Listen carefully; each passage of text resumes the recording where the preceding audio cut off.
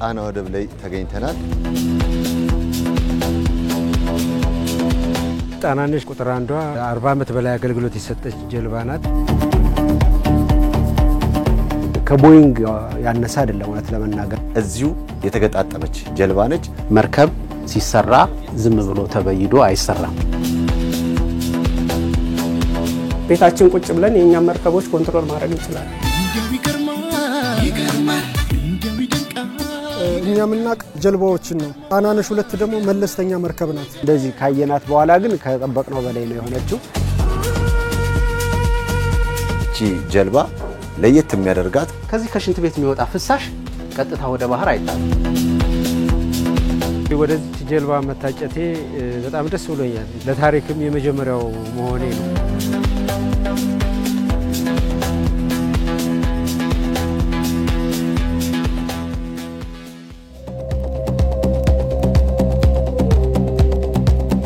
ሰላም ተመልካቾች፣ ይህ የዱካ ፕሮግራማችን ነው።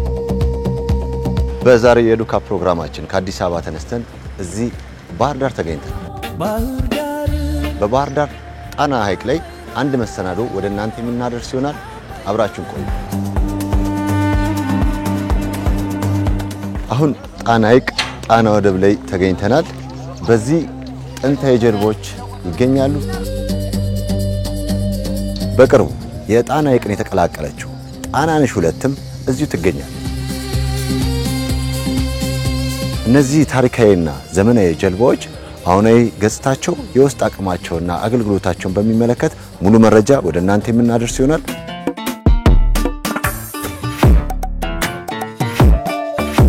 ፋሽስት ጣሊያን በዳግም ወረራ ወቅት ኢትዮጵያን ለቆ ሲወጣ በዚህ በጣና ሐይቅ ላይ እንዲሰጥሙ ካደረጋቸው 3 ጀልባዎች መካከል አንዷ እቺ ከኋላ የምትመለከቷት ነች።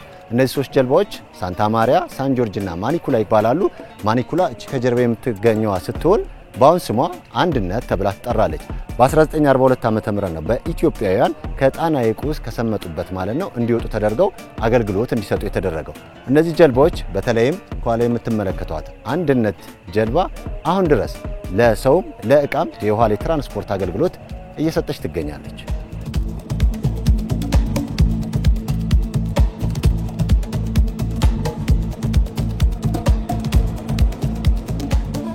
ስሟ ንጋት ጀልባ ትባላለች። ንጋት የተባለችበት ምክንያት ንጋት ብርሃን፣ አዲስ ብርሃን እንደማለት ነው። የመጀመሪያ ማሳያ ተምሳሌት ናት። የንጋት ጀልባ ውስጣዊ ክፍሏ ነው ለሰው የትራንስፖርት አገልግሎት የሚሰጥበት ስፍራ ሲሆን ራሱን የቻለ ደግሞ የእቃ መጫኛም አላት።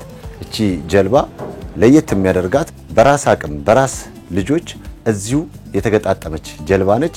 ከነባሮቹ ስትወሰድ ምንድነው ከጣናነሽ የተወሰደ ዲዛይን አለ። ከጣናነሽ ቁጥር 1 ከነ ዳህላክ የምትባል ጀልባ አለች። ከነ የካቲት አለ። ከሁሉም ካሉ ጀልባዎች ተውጣጣ የተሰራች ጀልባ ናት። አሁን ድረስ በተሻለ አገልግሎት ከሚሰጡ ጀልባዎች አንዷ ንጋት ነች።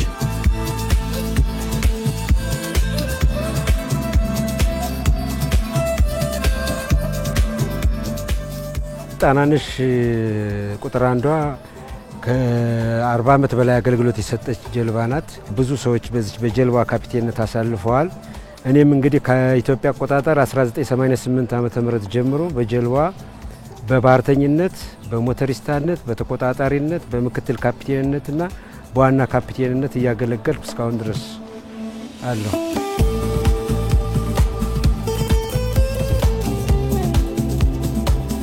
እንግዲህ ጣናነሽ ለተማሪውም ለአርሶ አደሩም ለነጋዴውም በብዛት ስታገለግል የቆየች ናት። በብዛት ደግሞ አሁን ደግሞ እየበዛ የመጣ በተለይ የሀገር ውስጥ ቱሪስት በብዛት ከ400 500 እስከ 1000 ሰው ገዳማትን በማስጎብኘት ተማሪዎች በተለይ ዩኒቨርሲቲ ተማሪዎችን መንፈሳዊ ተጓዦችን እነሱን በማስጎብኘት ደረጃ ከፍተኛውን ድርሻ እየተወጣች ነው ያለች።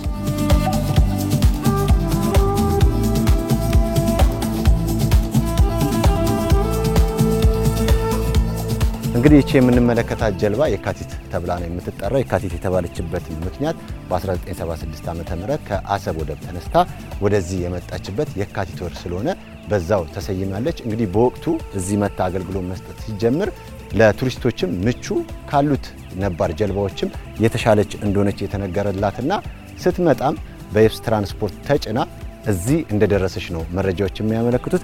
እንግዲህ ነባር ጀልባዎችን በሚመለከት ለእናንተ ይሄናል እኔ ከገለጽኩላችሁ አዲሷን ዘመናዊያን ጣናነሽ 2ን በሚመለከት ደግሞ ተጨማሪ ማብራሪያ የሚሰጡን ባለሙያዎችና የሥራ ኃላፊዎች ይኖራሉ። እሱን አብረን የምንመለከት ይሆናል። አብራችሁ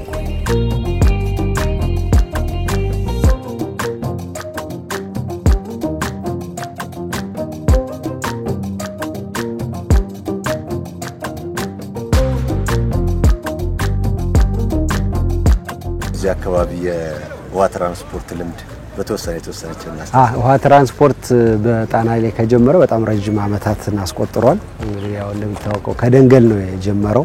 ከዚያ ያለ ወደ ሞተር ጀልባ ያለዚህ ደርሷል።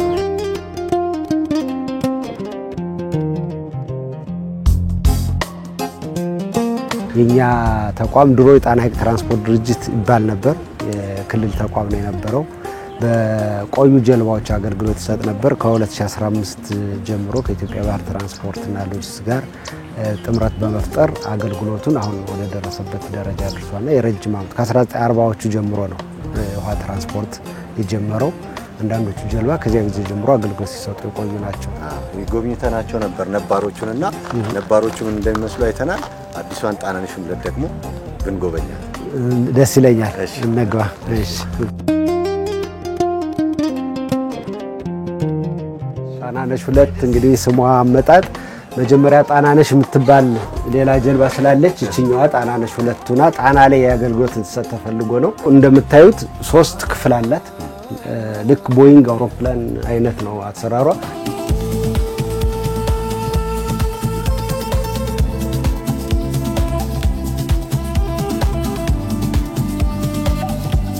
ይህ የምታዩት አንድ ክፍል ነው። የተለያየ አቅም ያላቸው 3 ክፍሎች ነው ያሉት። ይሄ እዚህ ጋር የምታዩት የእቃ ማስቀመጫ ክፍል ነው። ልክ አውሮፕላን ላይ እንደምንጠቀመው በዚህ ጋር ነው እቃ የሚቀመጠው። በዚህ መንገድ ያለው ሁሉም ክፍሎች በተመሳሳይ እንትናለች። ኤሲ ያለው ለሙቀት ጊዜ የሚሆን ያንዳንዱ ክፍል ቴሌቪዥን አለው። 2 ቴሌቪዥን እንደምታዩቸው።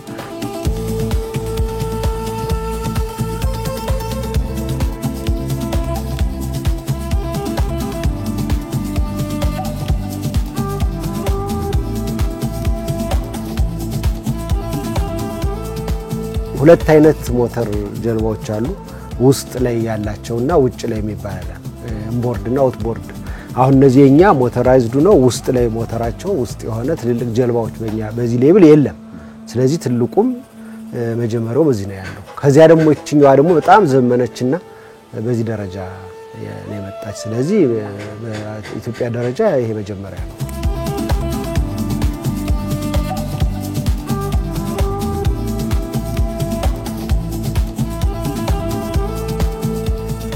ለስራችሁስ ምን ያህል ያግዛል? ለተገልጋዩስ ምን ያህል አቅም የሚፈጥር ነው? እንደ ትልቅ አቅም ነው። አንደኛ ዘመናዊነቱ፣ ሁለተኛ የመጫን አቅሙ፣ ምቾቱ በብዙ መንገድ ምንም ሌሎች ጋር ሊወዳደር የሚችል አይደለም።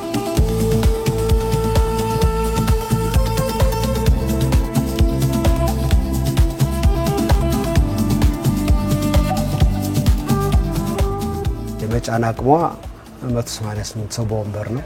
ትልቅ አቅም ነው ያላት። 2 ትልልቅ ሞተሮች አላት። ስለ ሴፍቲ ስለ ሞተር ባለሙያዎች ስላሉ እነሱ መግለጫው ይሰጧቸዋል።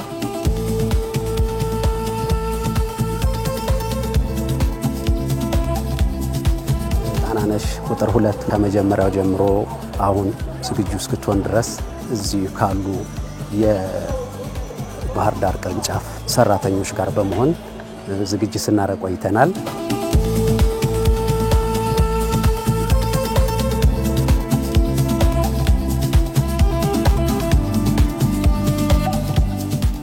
መርከብ ሲሰራ መበየድ ስለተቻለ ብቻ ዝም ብሎ ተበይዶ አይሰራም። ዓለም አቀፍ ደረጃዎች አሉ። ሁላችንም እንደምናውቀው ታይታኒክ የምትባል ግዙፍ መርከብ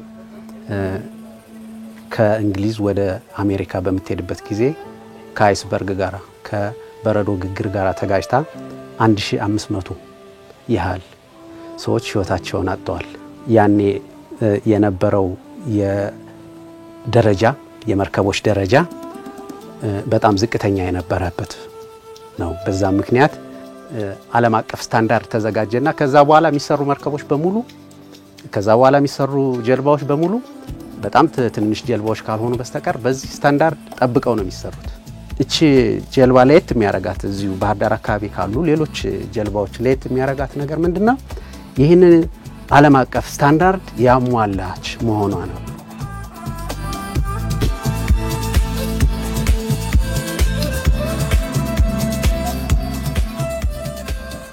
ውሃ ላይ ችግር ቢገጥመን ለነዛ የሚሆኑ ላይፍ ጃኬት ለእያንዳንዱ መገናኛ በየመቀመጫው ስር የሚቀመጣል።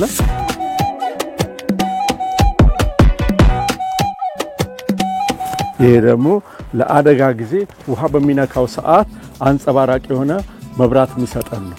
እቺ ደግሞ ለአደጋ ጊዜ ለጥሪ የምታገለግለን ፊሽካ ናት።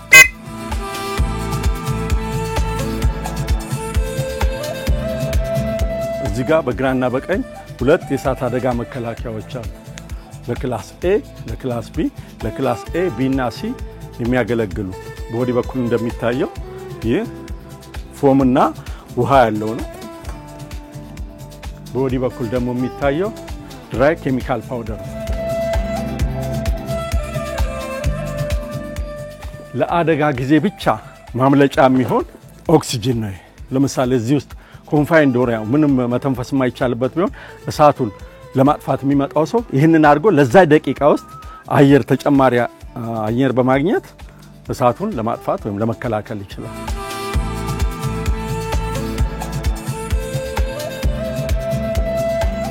መጸዳጃ ቤት ውስጥ የሚወጣ ፍሳሽ ቀጥታ ወደ ባህር አይጣልም። ምንድነው የሚደረገው? የራሱ የትሪትመንት ፕላንት አለው።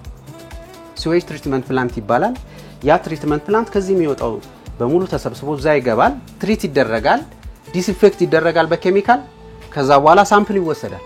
ያ ሳምፕል ተወስዶ ቢኦዲ ቶታል ሳስፔንድ ሶሊድስ የሚባል አለ፣ ሌሎችም እንትኖች አሉት። እነዛም መስፈርቶች የሚያሟላ ከሆነ ዲስቻርጅ ይደረጋል።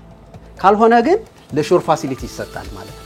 ወደ ወደብ ሲመጣ ለመኪናም ይሁን ታንከርም ይሁን ይሰጣል ማለት ነው።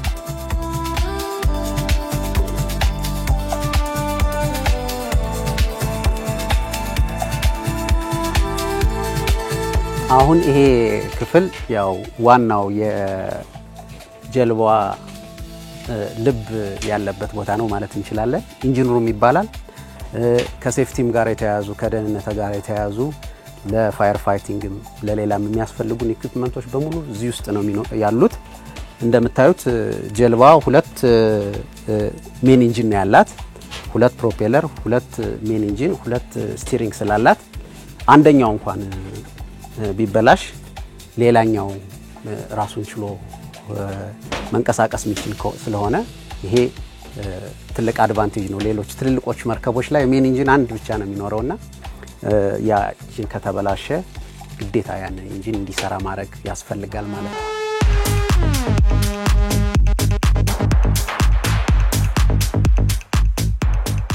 እነዚህ ሁለቱ ደግሞ የምናያቸው ደግሞ ኦክሲለሪ ኢንጂንስ ወይም ዲዝል ጄነሬተርስ ይባላሉ። እነዚህ ሁሉ ፓወር ጄነሬት የሚያደርግልን ወይም ደግሞ ኤሌክትሪክ ኃይል የሚያመነጩልን እነዚህ ሁለቱ ጄነሬተሮች ናቸው። አንደኛው ጄነሬተር ብቻውን የመርከቧን ሁሉንም አይነት ማሽነሪዎች ተነስተው በቂ ነው። ስለዚህ ለሴፍቲ ካልሆነ በስተቀር ሁለቱም ማስነሳት አያስፈልግም። አንደኛው ተጠባባቂ ይሆናል፣ ስታንድ ባይ ይሆናል። ይሄ ሲስተም ስዊች ትሪትመንት ፕላንት ከመጸዳጃ ቤት የሚመጣው ፍሳሽ ወደዚህ ይገባል። የራሱ ሲስተም አለው። በራሱ ፕሮሰስ ያደርጋል፣ ያጣራል፣ አውቶ ራሱ ይሰራል፣ ሲሞላ ጠብቆ ራሱ ፕሮሰስ ያደርጋል ማለት ነው። እዚህ ውስጥ የሚፈስ ማንኛውም አይነት ነዳጅ የተቀላቀለበት ዘይት የተቀላቀለበት ውሃ ሲኖር ምናስወጣበት መንገድ አለ ማለት ነው። ያንን ለማስወጣት ይሄ ኦይል ዋተር ሴፓሬተር OWS ይባላል። ይሄ ፕላንት እሱን ነው የሚሰራው። ያጣራል፣ ከዚህ ይወስድና ፓምፕ አለው፣ በፓምፑ ይወስድና የተለያየ ፊልተሪንግ ሜካኒዝም አለው። ፊልተር ካጣራ በኋላ ቀጥታ ካጣራ በኋላ ማያስወጣው ምን ይወስዳል? ሳምፕል ይወስዳል። የራሱ ሲስተም አለው። እቺ 15 ppm አላርም ዩኒት ትባላለች። እቺ ምንድነው የምታረገው? የተጣራውን ውሃ ሳምፕል ይወስድና አናላይዝ ያደርገዋል። በ1 ሚሊዮን ሊትር ውስጥ ከ15 ሊትር በላይ ኦይል ወይም ደግሞ ፊውል ከተገኘ ይመልሰዋል ሲስተም ወደ ውጭ ያስወጣው። 15 ሊትር በታች ከሆነ ወደ ውጭ ያስወጣል። ስለዚህ ምን ያደርገልን ማለት ነው? አካባቢያችንን ከብክለት ታደገልን ማለት ነው።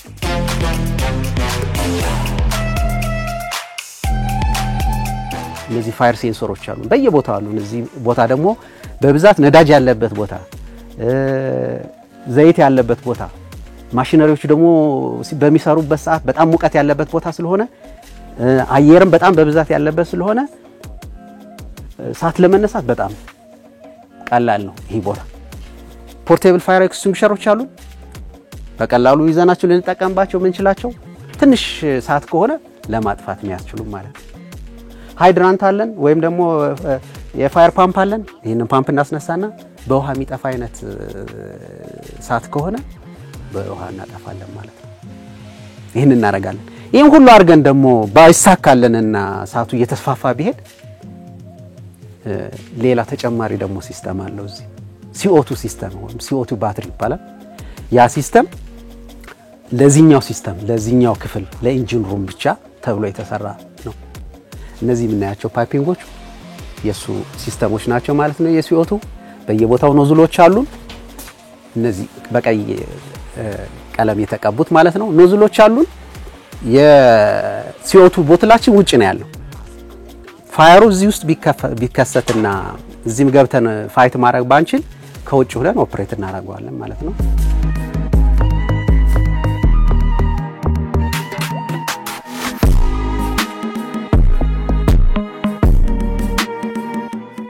አሁን የምንገኝበት ክፍል ብሪጅ ይባላል። የብሪጅ ዋና ጥቅሙ ኮማንድ የሚሰጥበት ኮሙኒኬሽን፣ ሴፍቲ እነዚህን በአንድ ላይ የያዘ ሩም ነው።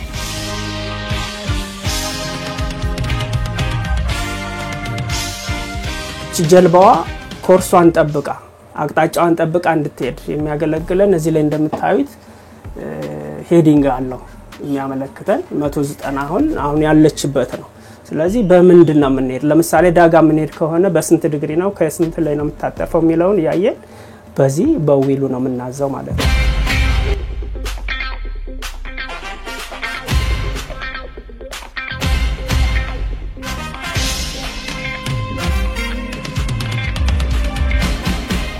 እዚህ ጋር የምታዩት ኢኮ ሳውንደር ይባላል። የባህሩን ጥልቀት የሚነግረን ነው። ይሄ ለብዙ አደጋ ይቀንስልናል። ሮክ ያለበት ቦታ ድንጋያማ ቦታዎች የሚሄዱ ከሆነ ቀድመው ዴብዙን እያዩ መመለስ ይችላሉ ማለት ነው። እዛ የምናያት AIS ትባላለች። አውቶማቲክ አይደንቲፊኬሽን ሲስተም ናት። መርከቦችን ትራክ ቤታችን ቁጭ ብለን የኛ መርከቦች ኮንትሮል ማድረግ እንችላለን። እነዚህ ጋር ኦን ሲደረጉ ዲስፕሌይ ናቸው እነዚህ። ስለዚህ እዚህ ጋር ኢንጂኑን ማስነሳት እንችላለን ሬዲ ከሆኑ። የአንደኛው ኢንጂን ይሄ ነው፣ ሁለተኛው ኢንጂን ይሄ ነው።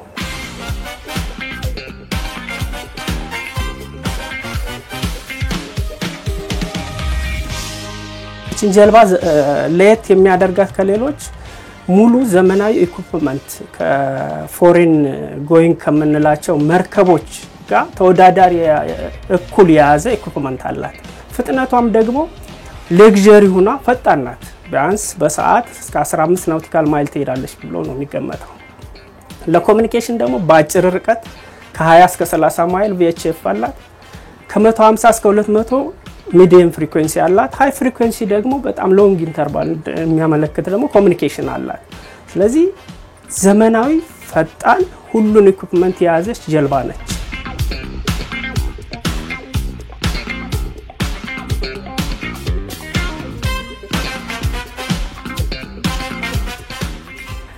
አሁን የምናየው ላይፍ ራፍት ይባላል። ይሄ ላይፍ ራፍት የሚያገለግለው አንድ መርከብ ችግር ወይ ዲስትረስ ቢያጋጥመውና ቢሰምጥ ሰው ወደዚህ አኮሞዴት መደረግ አለበት ወይም ሪስኪው መደረግ አለበት። ይሄኛው ፑል በመናደርግበት ጊዜ ከውስጥ ያለውን እንደ ካኖፒ አይነት ነገሩን እንደ ጎጆ ቤት አይነት እንበለው ይሰራል። 62 ሰው የመያዝ አቅም አለው። ይሄኛው ካኖፒው ከውስጡ መግቢያ ያለው በላደር ሰው እየወረደ ወይም ሙሉ በሙሉ ከሰመጠች ላይፍ ጃኬት እያደረገ እየዋኘ ይገባል ማለት ነው። በተመሳሳይ እዛን ጋር አለ ሌላ ሁለተኛ 60 ሰው ይዛል 120 ከአፍት ላይ ደግሞ ሁለት አለን 50 ይዛል ቶታል 220 የመያዝ አቅም አላቸው። መርከቡ ቢሰምጥ ሰው ያለምንም ችግር ከዚህ ጋር ገብቶ ሴፍ ሰርቫይቭ ማድረግ ይችላል። ይሄኛው ደግሞ ለኢንዲቪጁዋል አንድ ሰው ቢወድቅበት ይሄን ልክለታለን ይሄን ይዛል ይንሳፈፋል እየተንሳፈፈ ይቆያል ማለት ነው። ይሄ ላይፍ ቡይ ይባላል። እነዚህ የፋየር ሃይድራንት ናቸው። ፋየር ቢነሳ አውቶማቲካሊ ከዚህ ይነሳና እንትኑ ፋየር ፓምፑ ይነሳል። ይሄን ስንከፍተው ሆዝ አለው ኮኔክት እናደርግና ፋየሩን ማጥፋት እንችላለን።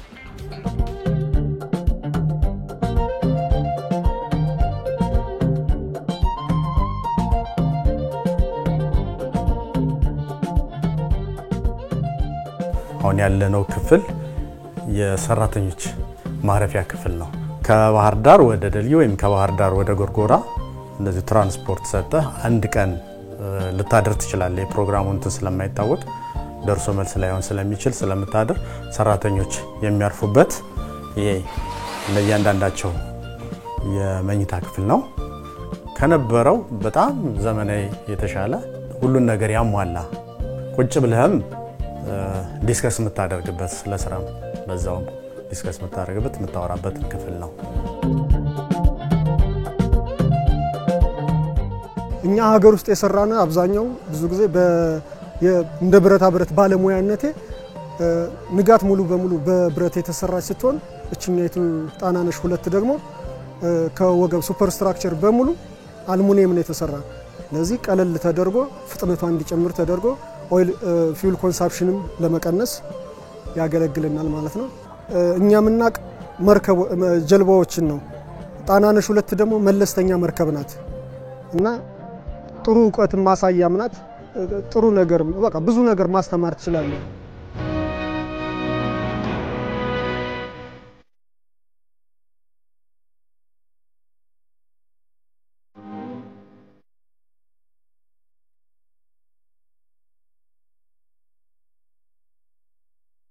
አሁን ያሉ ጀልባዎች በአብዛኛው ምቾታ የላቸውም። ያው ከምን ተቸግሮ ለሰው የሚጓጓዘው መታየቱ ወንበራቸው ጣናነሽ አሁን አንድ ላይ ሰው ይጫናል፣ አንድ ላይ ከብት ሰው እቃ ተብሎ ነው የሚጫነው እና ከዚህ አንፃር እቺ የመጣችው ጀልባ ደግሞ እጅግ ዘመናዊ ናት።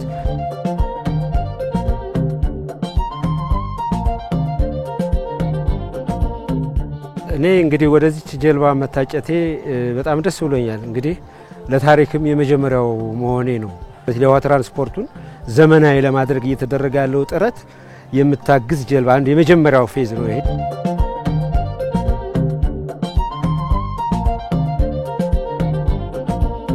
በዛ ጊዜ እናንተ ደግሞ እዚህ እየጠበቃችኋት ነው። ምን ነበር የሚሰማችሁ? ጉጉታችሁ ምን ይመስል ነበረ?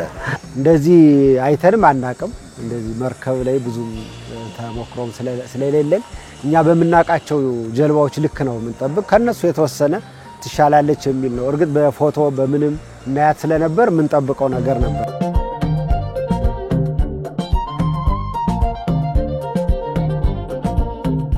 ግን መታ ውስጧን ታችም ላይም እንደዚህ ካየናት በኋላ ግን ከጠበቅነው በላይ ነው የሆነችው። ነገ ደግሞ ደንበኞች በእርግጠኝነት ገብተው ሲገለገሉባት ደግሞ የሚሰማቸው ስሜት ከሁላችንም ያልተናነሰ ስለሚሆን ትልቅ እድል ትልቅ አጋጣሚ ነው።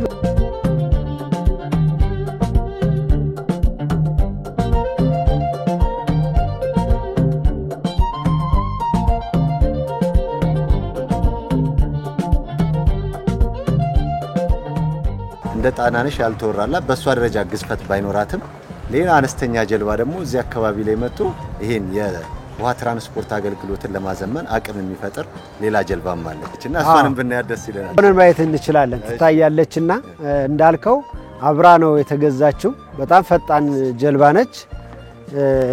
እቺ ማለት ነች። እቺ ነች። ያው 10 ሰው 9 ሰው ትይዛለች። በአቅም ደረጃ እስከ 10 ሰው መያዝ ትችላለች። ትልቅ ሞተር የተገጠመላት ነች። እቺ ደግሞ እንዲሁ ለድንገተኛ ለአንዳንድ ፈጣን አገልግሎት ያው ውሃ ላይ የሚፈጠረው ነገር አይታወቅም። የሆነ ነገር ቢኖር በደቂቃዎች ፈጥኖ መድረስ የሚያስችል ነው። አገልግሎትም ይሰጣል። እንደገና ለዚህ ለድንገተኛ አደጋም ስለምትሆን እሷም አብራዚው የሷ አካል ነች። ብዙ አልተነገረም። ብዙ ያው ተጭና ቀድማን የመጣችው እንደማንኛውም ዕቃ ስለመጣች ያን ያክል አልተነገረም እንጂ ትልቅ አገልግሎት የምትሰጥ በጣም አስፈላጊ የሆነች ጀልባ አንዷ እሷ ነችና ቃኘው የሚል ስያሜ ሰጥተናታል። ቃኘው የምትባል የቅኝት አገልግሎት ትሰጣለች። እዚያም ጋር ተያይዞ ነው ስያሜው።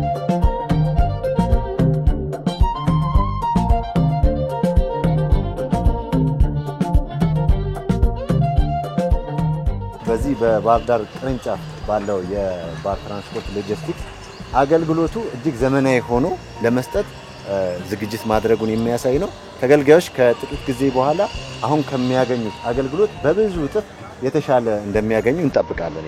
በጣም ተስፋ እንጠብቃለን። እሺ፣ እርሶም በጣም ነው አመሰግናለሁ። እግዚአብሔር ይስጥልኝ።